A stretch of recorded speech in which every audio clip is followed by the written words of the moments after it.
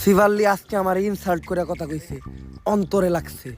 নেক্সটে শিবাল্লির সামনে যামু তো গাড়ি নিয়ে। পেমেন্ট দিছে না, যা ওই টাকা দিয়ে গাড়ি কিনা নিয়ে আয়। ভাও পেমেন্টই তো দিছে মাত্র 5,000, ওই টাকাতে গাড়ি তো অনেক দূরের কথা, গাড়ির একটা চাকা হইব না।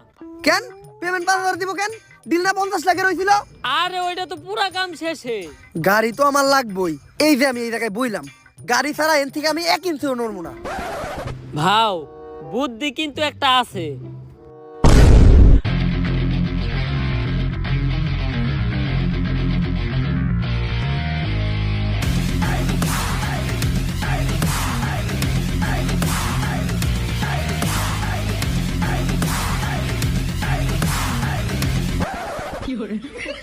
গাড়িটা কিনছস, 1 লিটার তেল বললেই তোর কষ্ট করে ঠেলা লাগতো না।